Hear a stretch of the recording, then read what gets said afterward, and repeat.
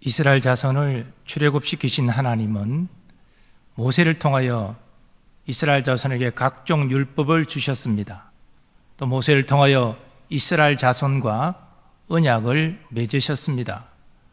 그리고 모세를 시내산에 불러서 40일을 함께 하시면서 각종 성막에 관련된 말씀을 지시하시고, 그리고 마지막에 두 돌판에 친히 십계명을 새기셔서 모세에게 주셨습니다. 언약의 증거가 기록되었다는 의미에서 이 두 돌판은 증거판으로 불렸습니다. 하지만 모세가 두 돌판을 가지고 시내산을 내려오다가 금송아지를 숭배하는 이스라엘 자손을 보고 그 두 돌판을 시내산 아래로 던져서 깨트려 버렸습니다. 이 언약의 두 돌판을 받을 자격이 없다는 것입니다. 이스라엘 자손은 우상 숭배로 하나님과의 첫 번째 언약이 파괴되고 말았습니다. 그런데도 이스라엘 자손은 방자하게 행했습니다. 그래서 하나님의 명을 받은 레위 자손으로 인해 3,000명가량이 죽임을 당했습니다. 이 일이 난 후에 모세는 생명을 걸고 하나님 앞에 기도합니다. 이스라엘 자손의 죄를 용서하여 주옵소서. 그리고 하나님, 우리를 버리지 마시고 다시 우리와 동행하여 주옵소서. 모세는 그렇게 간절히 기도했고 하나님의 응답을 받았습니다. 그리고 오늘 본문 34장이 이어집니다. 하나님은 모세에게 이르십니다. 너는 돌판 둘을 처음 것과 같이 다듬어 만들라. 네가 깨트린 처음 판에 있던 말을 내가 그 판에 쓰리니 아침까지 준비하고 아침에 시내산에 올라와 산 꼭대기에서 내게 보이라. 첫 번째 두 돌판은 하나님이 친히 준비하셨지만 두 번째 두 돌판은 모세로 준비하게 하셨습니다. 그리고 아침에 일찍 시내산에 오를 것을 명하셨습니다.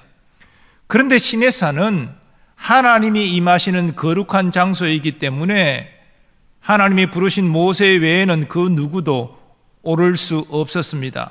심지어 소와 양도 하나님이 임하실 때에는 산기슭에서 풀을 뜯어먹지 못하도록 하나님은 명하셨습니다.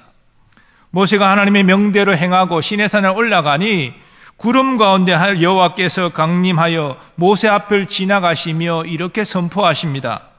여호와라 여호와라, 자비롭고 은혜롭고 노하기를 더디하고 인자와 진실이 많은 하나님이라. 인자를 천대까지 베풀며 악과 과실과 죄를 용서하리라. 그러나 벌을 면제하지는 아니하고 아버지의 악행을 자손 3, 4대까지 보응하리라. 이것은 모세가 주의 영광을 보여달라고 간구했을 때 하나님이 허락하신 것에 대하여 이제 실현하시는 것입니다. 모세는 하나님 앞에 주의 영광을 보여달라고 간구했고 하나님이 이렇게 약속하셨지요. 내가 내 모든 선한 것을 내 앞으로 지나가게 하고 여호와의 이름을 내 앞에 선포하리라. 나는 은혜 베풀 자에게 은혜를 베풀고 긍휼히 여길 자에게 긍휼을 베푸느니라. 하나님은 자신의 이름을 여호와라 밝히셨습니다. 스스로 있는 자. 그리고 이 스스로 있는 자인 여호와 하나님은 은혜와 자비가 풍성하십니다. 또 인자가 무한하십니다. 변함없는 사랑을 한이 없이 베푸신다는 것입니다. 회개하는 자의 죄를 또한 용서하십니다. 그러나 회개치 아니함으로 벌받을 자는 반드시 심판하십니다. 자손 3, 4대까지 이르도록 심판하신다고 말씀하고 있습니다. 이 말씀은 자신은 범죄하지도 않았는데 아버지의 범죄로 연좌죄로 자식도 심판받는다는 말씀이 아닙니다. 성경은 연좌죄를 금지하고 있잖아요. 그러니까 이 패역한 아버지를 보고 자란 자식은 아버지의 모습을 닮을 가능성이 크고 그도 아버지처럼 범죄하고 회개치 아니하기 때문에 하나님의 심판을 받는다는 것입니다. 이런 죄의 영향력이 3, 4대까지 이어진다는 것이지요. 모세는 자신의 이름과 본성을 계시하시는 하나님의 음성을 듣고 급히 땅에 엎드렸습니다. 이것은 하나님을 경배하는 자세입니다.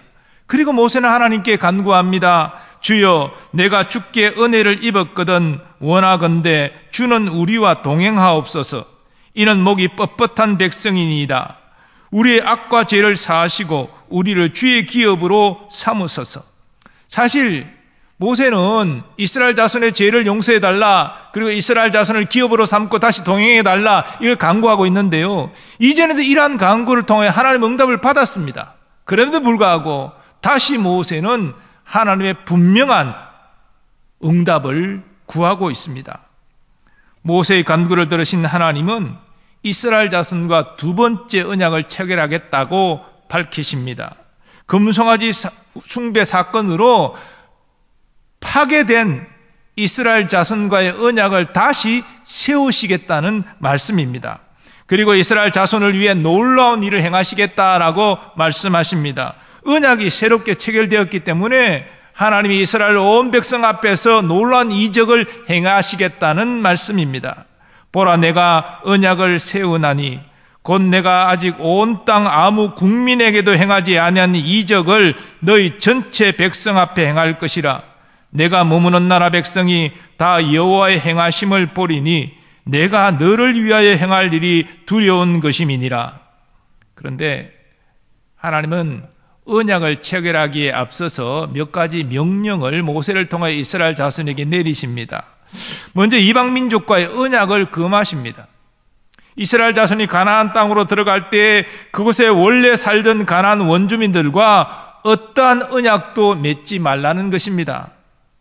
만약 언약을 맺게 되면 이 가나안 족속의 우상 숭배를 따라서 이스라엘 자손도 그 우상 숭배에 참여하게 된다는 것입니다.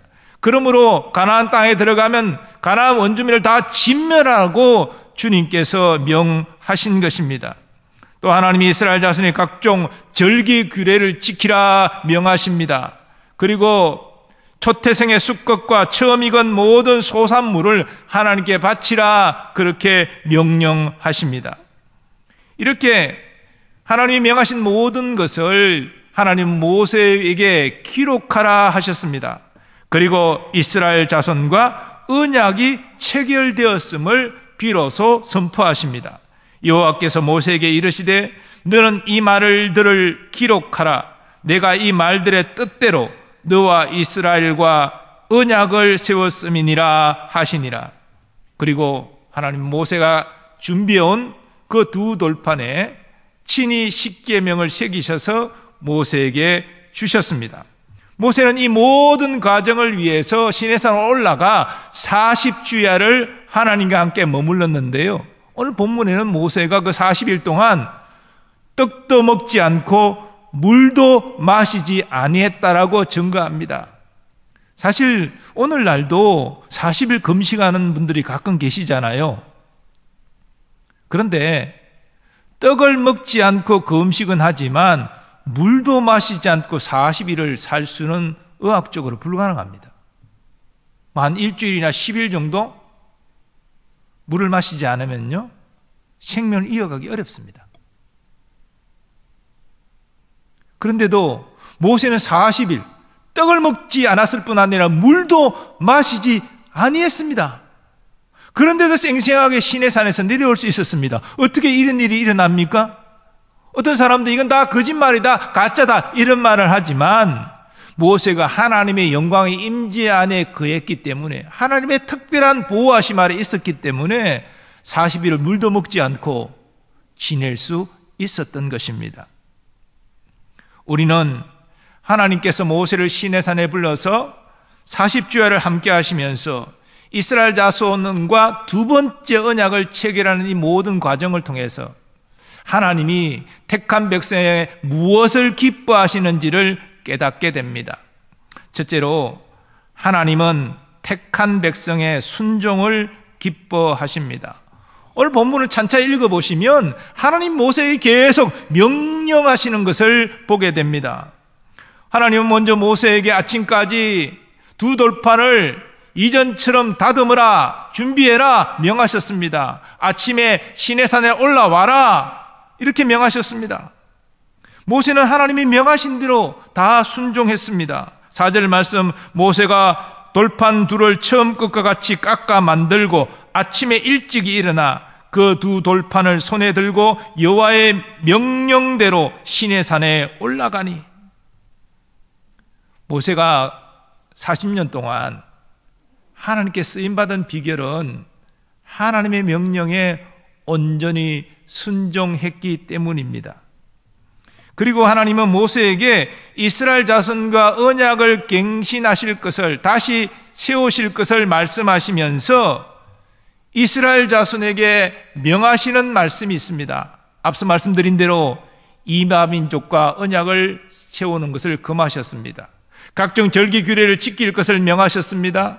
그리고 초태생의 숫것을 바치고 토지 소산물의 처음 것을 하나님께 드릴 것을 명령하셨습니다.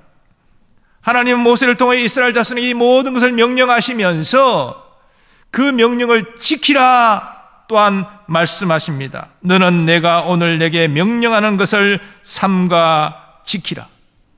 그리고 이 명령에 순종하는 자에게 하나님이 복을 주시겠다라고 말씀하십니다. 특별히 오늘 본문에는 절기를 지키는 것과 관련해서 하나님 말씀하십니다.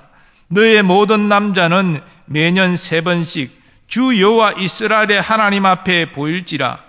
내가 이방 나라들을 내 앞에서 쫓아내고 내 지경을 넓히리니 네가 매년 3번씩 여호와 내 하나님을 뵈려고 올 때에 아무도 내 땅을 탐내지 못하리라. 자, 여러분 1년 3차례 절기가 있지 않습니까? 무교절, 77절, 수장절. 이 각 절기, 이스라엘의 모든 성인 남자들은 다 중앙성소, 당시 실로인데 실로로 모여야 됩니다. 성전이 세워진 이후에는 예루살렘 성전으로 모여야 됩니다.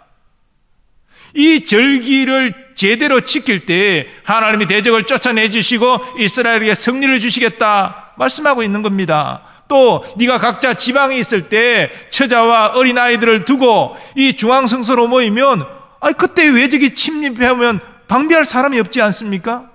그러나 하나님이 절기 때 너희들이 젊은 성인 남자들이 이 중앙성소로 모일 때에 그 비워진 너의 마을과 너의 집을 내가 대적으로부터 지켜주겠노라. 하나님이 그렇게 약속하고 계신 것입니다. 그런데 이러한 하나님의 약속은 절기에 국한된 것은 아닙니다. 이스라엘 자손이 하나님의 명령에 순종하면 하나님이 저들의 삶을 책임지십니다. 신명기 29장 9절은 이렇게 증거합니다. 그런즉 너희는 이 언약의 말씀을 지켜 행하라. 그리하면 너희가 하는 모든 일이 형통하리라. 이스라엘 자손이 하나님의 명령에 순종하는 것은 첫째는 하나님께 영광되는 일이지만 둘째, 그들에게 복이 되는 일이라는 것입니다. 이것은 오늘날 우리에게도 그대로 적용됩니다. 우리는 하나님 말씀을 바르게 이해해야 됩니다. 중요합니다. 그러나 우리가 이해하고 깨달은 말을 실천하는 것은 더욱 중요합니다. 그러므로 어떤 어려움이 있을지라도 하나님을 신뢰하는 믿음으로 순종하시기 바랍니다. 성령이 주시는 능력으로 순종하시기 바랍니다. 더 나아가 하나님의 사랑을 알고 하나님을 지극히 사랑함으로 순종하는 여러분 되시기를 바랍니다. 하나님 우리의 순종을 기뻐하시기 때문에 순종하는 우리에게 복을 주십니다. 다윗은 일생 일한 사실을 경험했습니다. 그래서 그가 늙어 아들 솔몬에게 왕위를 넘기고 마지막 유언의 말을 이렇게 합니다. 내 하나님 여호와의 명령을 지켜 그 길로 행하여 그 법률과 계명과 율례와 증거를 모세의 율법에 기록된 대로 지키라. 그리하면 네가 무엇을 하든지 어디로 가든지 형통할지라. 이것은 다윗이 그의 아들 솔로몬에게 당부한 유언의 말이지만 하나님께서 우리에게 주시는 말씀이기도 합니다. 네가 하나님의 말씀대로 순종하여 행하라. 그리하면 무엇을 하든지 어디로 가든지 형통할 것이다. 나 여호와가 너에게 복을 주리라. 하나님이 이처럼 택한 백성의 순종을 참으로 기뻐하십니다. 두 번째로 하나님은 택한 백성의 간구를 기뻐하십니다. 모세가 하나님의 명에 순종해서 다듬은 두 돌판을 가지고 시내산의 산꼭대기로 올라갔을 때에 하나님께서 구름 가운데 강림하셨습니다. 그래서 모세가 엎드려 경배했습니다. 그리고 모세는 하나님께 이렇게 아뢰입니다. 내가 주께 은총을 입었거든 원하건대 주는 우리와 동행하옵소서. 이는 목이 뻣뻣한 백성이니이다. 우리의 악과 죄를 사하시고 우리를 주의 기업으로 삼으소서. 모세의 이 간구는 두 가지 간구 내용이 있는데요. 첫째는 이스라엘 자손의 죄를 용서해 달라는 것이고, 두 번째는 이스라엘 자손을 하나님의 기업으로 삼으시고 동행해 달라는 것이었습니다. 하나님은 모세의 이러한 믿음의 간구를 기뻐하셨기에 이렇게 대답하십니다. 보라, 내가 언약을 세우나니 곧 내가 아직 온 땅 아무 국민에게도 행하지 아니한 이적을 너희 전체 백성 앞에 행할 것이라. 네가 머무는 나라 백성이 다 여호와의 행하심을 보리니 내가 너를 위하여 행할 일이 두려운 것임이니라. 하나님께서는 이스라엘 자손과 언약을 다시 세우겠다라고 말씀하시는데 이것은 이스라엘 자손을 용서하심을 전제하는 것입니다. 그리고 하나님은 이스라엘 온 백성 앞에서 놀라운 일을 행하시겠다라고 말씀하시는데 이것은 이스라엘 자손과 하나님이 동행하시기 때문에 이런 일을 행하시는 것입니다. 즉 모세의 기도를 하나님은 응답하신 것입니다. 오늘날도 하나님의 택한 자녀의 믿음의 간구를 참으로 기뻐하십니다. 그래서 응답하십니다. 왜 그렇습니까? 하나님이 믿음의 간구에 응답하시겠다라고 약속하셨기 때문입니다. 하나님의 약속은 하나님 자신의 인격과 자존심의 문제지요.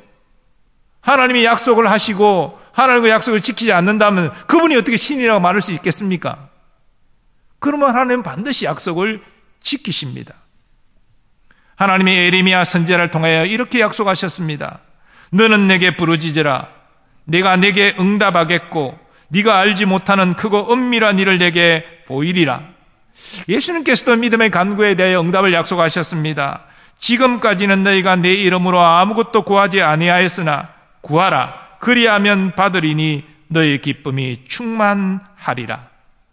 야고보 장로도 같은 사실을 이렇게 증거합니다. 의인의 간구는 역사하는 힘이 큼이니라. 엘리야는 우리와 성정이 같은 사람이로되 그가 비가 오지 않기를 간절히 기도한 적 3년 6개월 동안 땅에 비가 오지 아니하고 다시 기도하니 하늘이 비를 주고 땅이 열매를 맺었느니라. 이처럼 믿음의 기도는 하나님의 선한 응답이 있습니다. 그러면 믿음의 기도가 무엇입니까? 우리는 무엇을 믿는 것입니까? 첫 번째는 하나님의 약속을 믿는 것입니다. 하나님이 이렇게 말씀하지 않으셨습니까? 하나님이 이렇게 말씀하신 대로 이루어 주실 줄 믿습니다. 말씀을 의지하는 기도, 믿음의 기도입니다. 그러나 이 수준에 머무르면 안 됩니다. 우리의 모든 사항이 다 적절한 말씀이 다 준비되어 있는 건 아니에요. 그래서 우리의 믿음은 그 약속을 주신 분을 믿는 것으로 나가야 됩니다. 나는 하나님을 믿습니다. 하나님의 선하심을 믿습니다. 나를 사랑하심을 믿습니다. 그 나를 사랑하시고 선을 행하실 그 하나님을 믿음으로 우리는 기도하는 겁니다. 이 믿음의 기도입니다.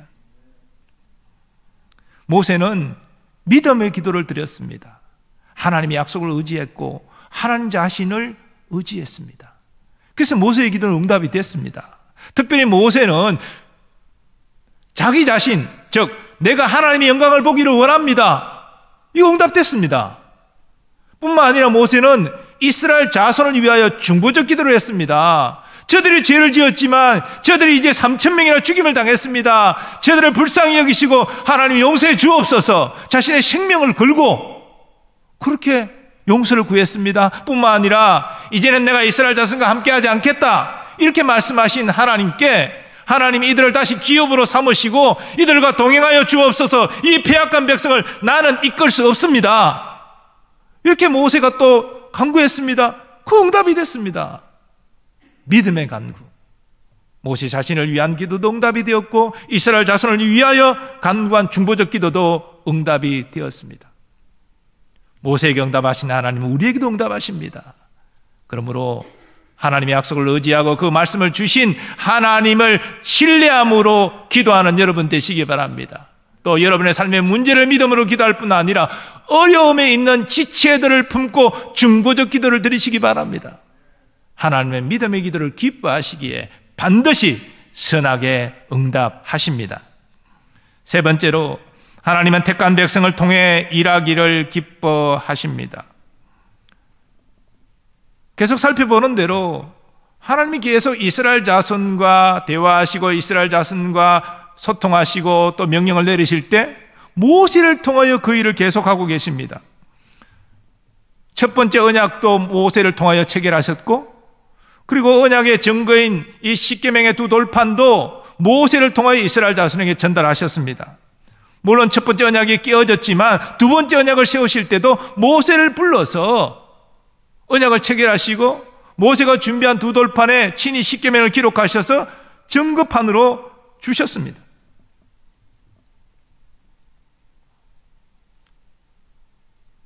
그런데 이 과정을 자세히 보면 하나님이 이렇게 모세에게 명하십니다. 너는 돌판 둘을 처음 것과 같이 다듬어 만들라.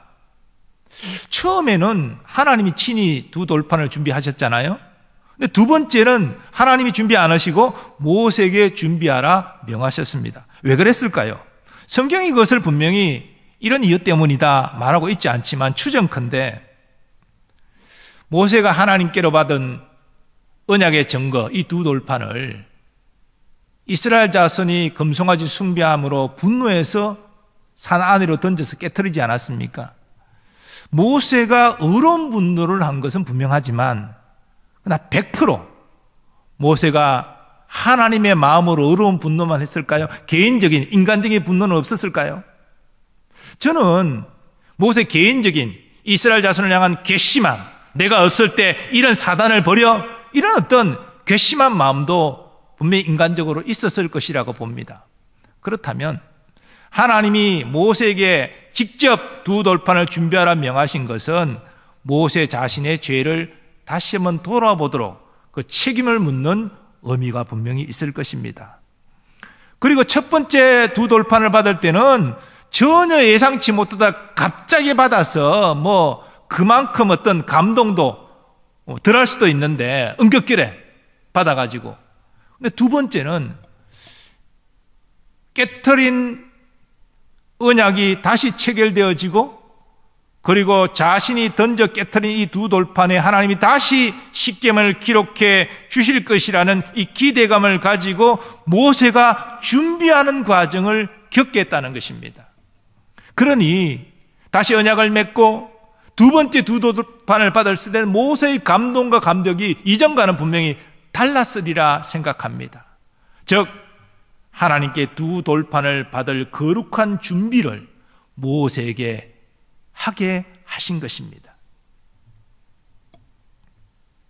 또 하나님은 모세에게 두 돌판을 다듬어 만들어 아침 일찍 시내산에 올라 산 꼭대기에서 하나님을 기다릴 것을 명하셨습니다. 그리고 누구도 오르지 못하게 하셨습니다. 소도 양도 산에서 풀을 뜯어먹지 못하도록 하나님은 명하셨습니다. 바로 하나님이 임재하시고 하나님이 이스라엘 자손과 언약을 다시 맺으시는 그 영광스러운 순간이 훼손되지 않도록, 방해받지 않도록 하기 위함입니다. 모세는 이에 온전히 순종하였습니다.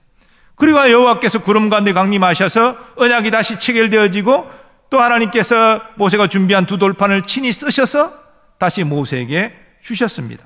이 모든 것을 종합하면 바로 하나님께서 택한 모세를 통하여 이스라엘 자손과 다시 관계를 회복하여 주신 것입니다.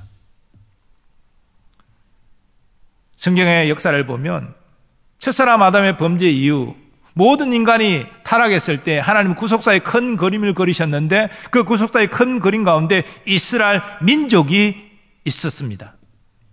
이 이스라엘 민족을 세우시는 과정 가운데 하나님은 많은 사람을 도구로 사용하셨습니다. 그 사람 중에는 바로와 같이 악한 자도 도구로 쓰임받았습니다. 사실 이스라엘 자손이 애굽에 내려가서 큰 민족을 이루었을 때, 또 고센 땅이라는 비교적 풍부한 곳에서 잘 생활하고 있을 때, 이 바로가 저들을 압제하지 않았다면 저들은 애굽을 떠나서 가나안 땅으로 갈 생각을 하지도 않았을 것입니다. 여기가 우리가 살기 좋고 이렇게 번성하는데 여기가 좋다. 가나안 땅 가면 또 가뭄이 들면 우리가 고생하는데 물 근원이 근처에 있는데 우리가 여기 사는 것이 좋지 않겠는가? 저들은 거기에 머물렀을 것입니다. 그러나 요셉을 알지 못하는 애굽의 왕이 일어나서 많은 민족으로 번성한 이스라엘 자손을 박해하고 핍박하고 그리고 노역을 시킴으로 말미암아 저들이 고통에 부르짖어 하나님을 찾은 것입니다. 물론 이스라엘 자손이 그렇게 애굽에 내려가서 번성하기까지 하나님 아브라함을 사용하셨고 이삭과 야곱과 그리고 요셉도 사용하시고 그 모든 전 역사들이 있지요. 그런데 이제 장정만 60만 명으로 크게 민족이 번성했을 때 저들이 애굽의 압제로 신음하면서 하나님을 찾을 때 하나님이 양을 치는 목자인 모세를 호렙산에서 떨기나무 불꽃 가운데서 부르신 것 아닙니까? 그리고 계속 사양하고 거부하는 모세를 결국은 애굽으로 보내시고 바로 앞에서 10가지 재앙을 행하게 하시고 그리고 바로의 항복을 받고 이스라엘 자손을 이끌고 나오게 하지 않으셨습니까? 또 홍해 앞에서 저들이 진영을 치고 있을 때에 뒤따르는 애국 군대가 다가오는 이 위급한 상황 가운데 모세가 하나님 명을 받고 지팡이를 내들어 홍해를 가리킬 때에 홍해가 갈라져서 이스라엘 자손이 그 홍해를 육지처럼 건너지 않았습니까? 그리고 우리가 지금 지혜롭게 살펴보는 대로 시내산에서 언약을 맺으셨고 또 언약의 증거판을 주셨고 그러나 이스라엘 자손이 범죄함으로 하나님이 심판하셨고 다시 모세를 통하여 언약을 체결하시고 두 돌판을 증거판으로 언약의 증거로 주신 것입니다. 그뿐입니까? 모세 사후에 모세의 후계자 여호수아를 통해서 이스라엘 자손을 가나안 땅으로 이끌고 가게 하시고 그 땅을 차지하여 정착하게 하셨습니다. 자, 이스라엘 민족의 역사를 보면 수많은 사람들이 하나님의 도구로 쓰임받아서 하나님의 구속사를 이루어 가셨는데 특별히 하나님은 모세와 같은 택한 백성을 통하여 이 일을 이루시지 않았습니까? 이 영적 원리는 오늘날도 동일합니다. 오늘날 교회는 머리 대신 예수 그리스도의 다스림을 받고 있습니다. 그런데 예수님이 직접 통치하십니까? 아닙니다. 주의 일꾼들을 세우셔서 목사를 세우시고 장로를 세우시고 권사한수 집사 주의 일꾼들을 세우셔서 이 교회를 이끌어가고 계신 것입니다. 그러면 우리가 주의 일을 누가 감당해야 됩니까? 예수님 모든 것 주관하시지만 하나님이 택한 백성을 통하여 역사하시는 것처럼 택한 주의 종들을 통하여 이 교회를 예수님께서 이끄시는 것입니다. 그럼 우리는 최선 다해 예배해야 되고 최선 다해 찬양하고 최선 다해 기도하고 최선 다해 봉사하고 최선 다해 복음 전하고 그것이 주의 도구로 우리가 해야 될 일인 것이지요. 이렇게 우리가 우리의 몫을 감당할 때 예수님께서 교회를 새롭게 하시고 부흥케 하시고 택한 백성들을 구원하시는 것입니다. 하나님께서 금송아지 우상 숭배를 한 이 이스라엘 자손을 완전히 멸하시지 않고 다시 언약을 체결하시고 다시 언약의 증거인 십계명의 두 돌판을 새기셔서 주신 것은 한마디로 은혜입니다. 우리 개인적으로나 또 우리 교회적으로나 사실은 하나님 앞에 부끄러운 모습을 이스라엘 자손처럼 행할 때가 있지요. 그러나 하나님이 이 패역한 이스라엘 자손을 내치지 아니하시고 멸하지 아니하시고 다시 용서하여 다시 관계를 맺으시고 친히 그들과 함께 동행하여 주신 것처럼 오늘 우리에게도 우리 교회에도 그런 은혜를 베푸시는 줄 믿습니다. 그 과정 가운데 회개할 것이 있다면 우리는 회개해야 됩니다. 그리고 더 나아가 하나님이 무엇을 기뻐하시는가? 오늘 본문을 통하여서 하나님 믿음의 순종을 기뻐하신다. 하나님이 믿음의 간구를 기뻐하신다.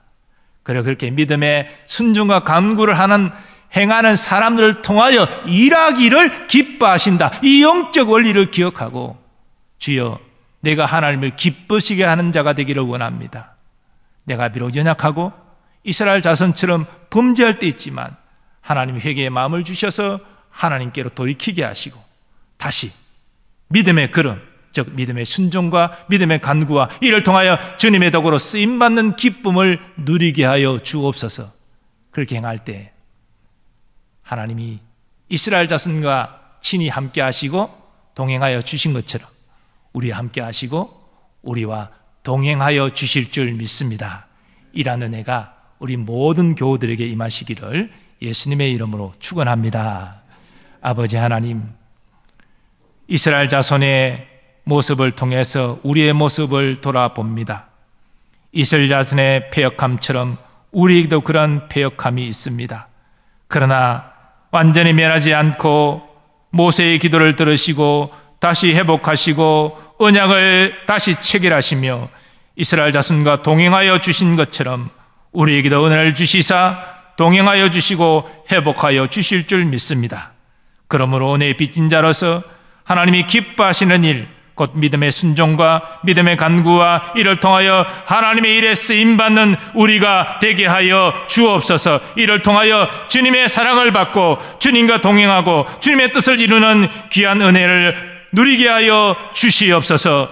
예수님의 존귀하신 이름으로 기원하옵나이다. 아멘.